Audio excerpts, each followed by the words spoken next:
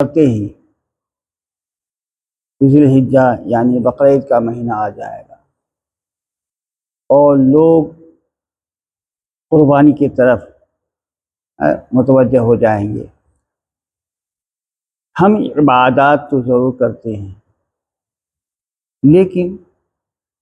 ہمیں ہمارا نفس ایسا مجروح کر دیتا ہے کہ عبادت کو ریاکاری میں بدل دیتا ہے عبادت کو۔ حالانکہ قربانی نام ایثار کا ہے، یعنی اللہ کی راہ میں خرچ کر دینے کا نام ہے۔ ایثار یعنی اس کو لگا دینے کا نام اللہ کی راہ۔ اور قربانی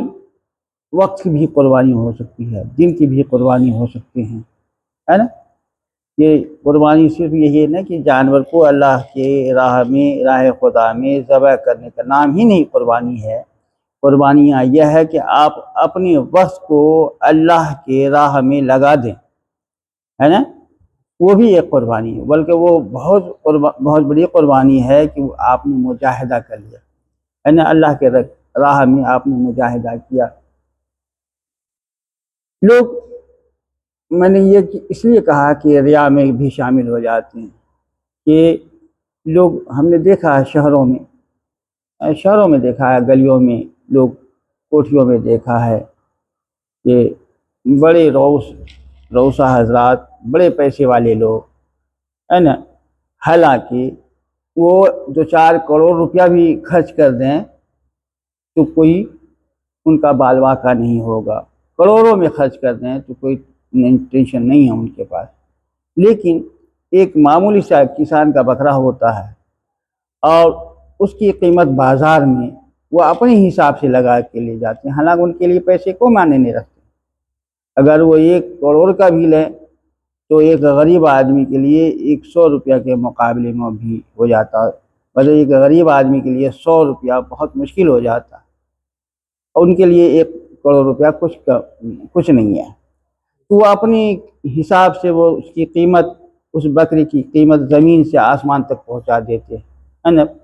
1 لاکھ، 2 لاکھ، 4 لاکھ، 5 لاکھ، 20 لاکھ، کروڑوں میں پہنچا دیتے ہیں۔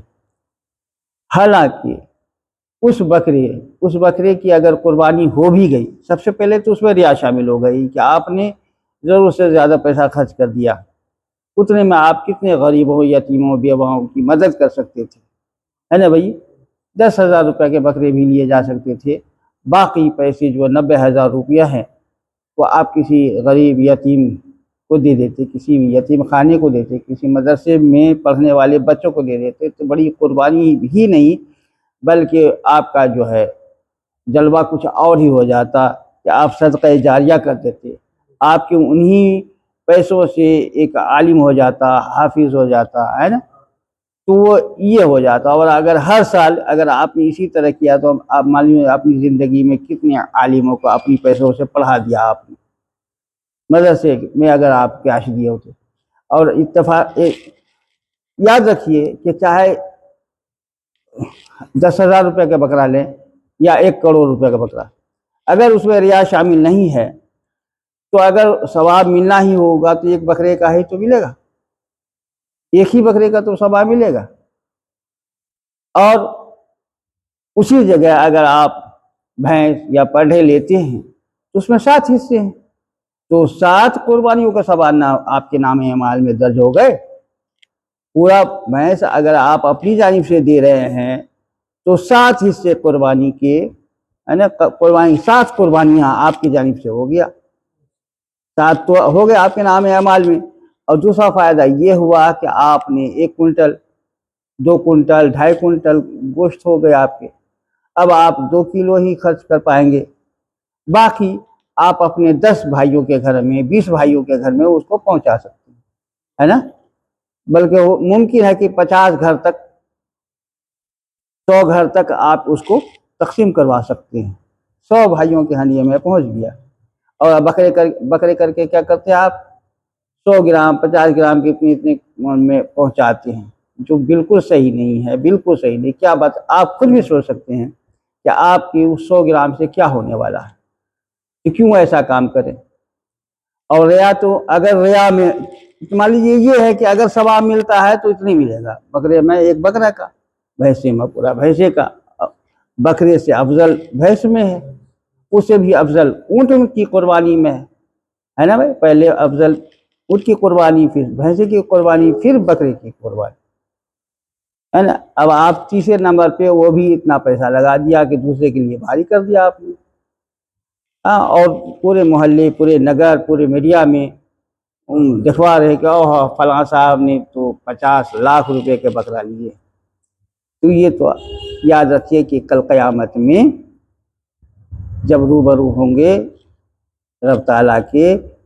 تو آپ سے یہ کہہ دیا جائے گا کہ تم نے تو نام کے لیے کیا تھا، وہ تو میں نے نام دے دیا، شہرت کے لیے کیا تھا تم نے، جو تم کو میں نے شہرت دے دیا، شہرت کے لیے، شہرت کا نام مقصد تھا، وہ تمہیں مل گیا، اب کچھ نہیں ہے۔ ممکن ہے کہ پلٹ کے ہمارے لیے وہ عذاب کی ذریعہ نہ بن جائے، کسی کا دل نہ دکھا ہو، ہے نا۔ اب یہ ہے، اگر آپ اس طریقے کو اپنا لیں تو ہمارے بہت بڑے فائدے ہو جائیں گے، وہی پیسہ کسی یتیموں کے، غریبوں کے، بیواؤں کے کام آ جائیں گے۔ اس کے علاوہ لوگ صرف اس مال کی ذبح کرنے کے لیے معلوم ہے اتنے بے چین ہوتے ہیں، بے قرار ہوتے ہیں، بکرا ہو جائے تو بھینسا ہو جائے، قربانی ہو جائے، اور مزہ، لیکن اپنے اعمال جیسے نماز ہے، روزہ ہے، اس کے لیے اس طرح کی کوئی طرف، یاد رکھیے کہ وہ بھی مالی عبادت ہے، جو قربانی ہے مالی عبادت نہیں۔ اگر آپ کی نیت گوشت کھانے کی ہو گئی نا تو قربانی ہوگی نہیں۔ اگر 7 حصے ہوتے ہیں نا، 7 حصے، اگر کسی نے، ایک آدمی نے بھی، 7واں آدمی کسی ایک نے بھی اگر اس نے نیت یہ کر لی کہ مجھے تو گوشت چاہیے، 12 کلو گوشت مل جائیں گے اور فلانا کام ہو جائیں گے میرا، ہے نا، اب اس نے نیت گوشت کھانے کی کر لی تو کسی کی بھی قربانی نہیں ہوگی، 7 لوگوں میں سے کسی بھی لوگوں کی قربانی، مطلب ایک انسان کی وجہ سے 6 لوگوں کی اور قربانیاں چلی جائیں گی، کہ جائے کہ ہم لوگ معلوم نہیں کہاں کہاں جا کے کس لوگوں سے، ایسے لوگوں سے قربانی کروا لیتے ہیں کہ جس کا عام دنوں میں کوئی مرغا مرغی ذبح کر دے تو اس کا ذبیحہ جائز نہیں ہے، ایسے لوگوں سے قربانی کروا لیتے ہیں،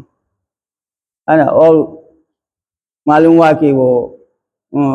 پیسوں کے حساب سے گوشت ملتے ہیں، اتنے 1000 روپے کا اتنا کلو، اتنے روپیہ کا اتنا کلو، یہ پہلے سے طے ہو جاتے ہیں۔ یاد رکھیے یہ قربانی نہیں ہے، گوشت خریدنا ہے، آپ گوشت خریدا ہے، قربانی میں آپ کی شرکت نہیں ہو پائی، آپ کی یہاں سے قربانی نہیں ہو پائی، کیونکہ آپ نے تو وہاں جو کوالٹی ہے کہ 10 کلو کا اتنے روپیہ میں، ہے نا، یہی تو ہوتا ہے، 15 کلو اتنے روپے کا،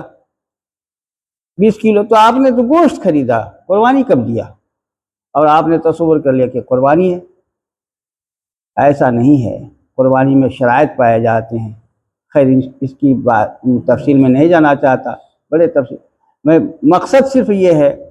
کہ آپ اللہ کی رضا حاصل کرنے کے لیے عبادت کر رہے ہیں، قربانی عبادت ہے، اور وہ مالی عبادت ہے، تو جب قربانی مالی عبادت میں آپ اتنے اچھے پہل کرتے ہیں تو آپ اپنی بدنی عمل میں، عبادت میں کیوں پیچھے رہتے ہیں، ہے نا، بدنی صرف نماز پڑھنا ہے، روزہ رکھنا ہے، بدنی ہے، بدن سے جو عبادت کرنا ہے اس میں ہم پیچھے ہٹ جاتے ہیں۔ آئیے میں ایک حدیث، بہت پیاری حدیث پاک ہے، میں آپ کے سامنے پیش کروں، حضرت عائشہ صدیقہ رضی اللہ تعالیٰ عنہ سے مروی ہے، امہات المومنین حضرت عائشہ صدیقہ رضی اللہ تعالیٰ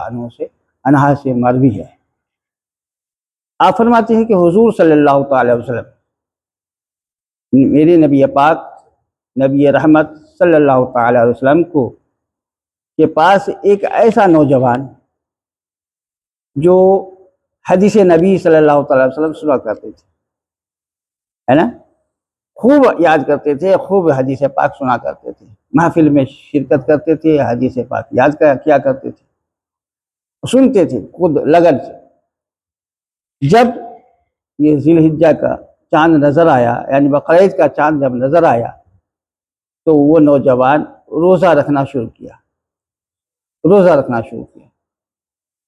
ایک روزہ، دو روزہ، اور یہ خبر میری آقا جناب محمد رسول اللہ صلی اللہ تعالی علیہ وسلم کے پاس پہنچی، تو آپ نے اس کو بلوایا، اس نوجوان کو۔ جب وہ نوجوان آیا تب پیارے آقا جناب محمد رسول اللہ صلی اللہ تعالی وسلم نے ارشاد فرمایا کہ اے نوجوان، تم کو کس نے کہا، کس بات نے آمادہ کیا تم کو اس بات پہ کہ روزہ رکھو؟ تو وہ نوجوان کیا کہا ذرا سنیے، یہ ہونی چاہیے۔ وہ نوجوان نے کہا کہ یا رسول اللہ صلی اللہ تعالی وسلم، ہمارے ماں باپ آپ پر قربان، ہماری ہزار جانیں آپ پر قربان، فدا کا ہے یا رسول اللہ صلی اللہ علیہ وسلم، کہ یہ جو دن ہے، یہ جو دن چل رہے ہیں، یعنی بقرعید کے جو چاند نکل کے آئے گئے، ذی الحجہ کا چاند نکلا، تو یہ جو دن چل رہے ہیں یہ حاجیوں کے حج کرنے کے ایام ہیں۔ ان دنوں میں اللہ تبارک و تعالی ان کی دعاؤں کو قبول فرماتا ہے اور بہت مقدس دن ہے، جیسا کہ آپ نے بیان فرمایا ہے۔ تو اس لیے میں روزہ رکھتا ہوں کہ اللہ تبارک و تعالی ان دعاؤں کی فیض کے صدقے میں اور ان دعاؤں کی شمولیت میں میری بھی دعا قبول فرما لے، کہ اپنی دعا مقبول ہونے کے لیے، کہ ان ایاموں میں دعائیں قبول ہوتی ہے، حجاج کرام حج کر رہے ہوتے ہیں، تو ان دنوں میں ان دعائیں مقبول ہوتی ہیں، تو وہی مقبول دعا میں میری بھی دعا شامل ہو جائے۔ اب جو نبی پاک صلی اللہ تعالی وسلم ارشاد فرماتے ہیں ذرا سنیے۔ آپ نے فرمایا کہ اے نوجوان، کہ اگر تم روزہ رکھتے ہو پہلے روزہ، تو تمہارے جانب سے 100 اونٹ قربانی کرنے کا ثواب اور 100 غلام آزاد کرنے کا ثواب اور 100 گھوڑے جہاد میں فی سبیل اللہ مطلب دینے کا ثواب، یعنی 100 گھوڑے فی سبیل اللہ دینے کا ثواب اور 100 غلام آزاد کرنے کا ثواب اور 100 اونٹ کی قربانیوں کا ثواب تمہیں عطا کیا جائے گا ہر روز کے بدلے، یعنی پہلی تاریخ سے لے کے 8ویں تاریخ تک۔ پھر 8ویں تاریخ کے لیے میرے آقا جناب محمد رسول اللہ صلی اللہ علیہ وسلم نے ارشاد فرمایا کہ 8ویں کے روزے کا جو عوض ہے، جو بدلہ ہے، وہ 1000 کا ہے، یعنی 1000 غلام آزاد کرنے کا، 1000 اونٹ قربانی کرنے کا اور 1000 گھوڑے راہ حق میں دینے کا ثواب تیرے اعمال میں درج کیے جائیں گے۔ اور 9ویں تاریخ کے اگر روزہ رکھا ہے نا، 9ویں تاریخ کے روزے میں تمہیں 2000 غلام آزاد کرنے کے، 2000 اونٹوں کی قربانی کا اور 2000 گھوڑے کو راہ حق میں خرچ کرنے کا ثواب عطا کیا جائے گا۔ اب اندازہ لگائیے کہ ہمیں صرف اس مشقت سے، محبت سے، اللہ کی رضا کے حاصل کرنے کے لیے، اللہ کی رضا جوئی کے لیے، اگر ہم ان باتوں کا خیال کرتے ہوئے اگر ہم اور اس محبت میں غرق ہو کر کے کہ اللہ تعالیٰ ہماری دعاؤں کو قبول فرما لے گا، تو ہمیں ثواب یہ پلس میں مل رہا ہے۔ دعائیں تو مقبول ہوں گی، جو آپ دعا کریں گے، جو طلب کریں گے، جو مانگیں گے، ملے گا ہی، لیکن پلس میں جو نبی پاک صلی اللہ علیہ وسلم نے ارشاد فرمایا کہ 1000 مطلب ہر روز کے 100 پھر 8ویں کے 1000 اور 9ویں کے 2000 قربانیوں کے ثواب ہمارے نام اعمال میں درج کیے جائیں گے۔ اور ثواب ہی تو چاہیے، بکرا تو چاہیے نہیں، اونٹ تو چاہیے نہیں، ثواب چاہیے۔ تو ہم تو اتنی قربانیاں پیش کرتے ہیں اور ایسے بوقتے ہیں کہ پوچھئے مت، چاہے کسی کے یہاں کرانا پڑے، کسی ہاتھوں سے کرنا، مرتد کر دے، منافق کر دے، عمر بھر کبھی نماز نہیں پڑھتا، پاک و صاف نہیں رہتا، نہاتا دھوتا تک نہیں، ہم نے ایسے آدمیوں سے قربانی کرتے ہوئے کراتے ہوئے دیکھا، بتائیے جس کو بسم اللہ شریف تک پڑھنے نہیں آتا، ایسے انسان سے لوگ قربانی کرا لیتے ہیں۔ ایک صاحب سے میری پرسال ہوئی بات، انہوں نے کہا کہ یہ یہاں پر وہ ہے قربانی کا مال لے جائیے، تو میں نے کہا آپ نے قربانی کس سے کروایا؟ تو اس نے نام بتایا، تو میں نے کہا استغفر اللہ نعوذ باللہ، بتائیے آپ لوگ ایسے پیسوں کو برباد کرتے ہیں، ایسے کرتے ہیں، ان کے ہاتھوں کی تو ذبیحہ جائز نہیں ہے،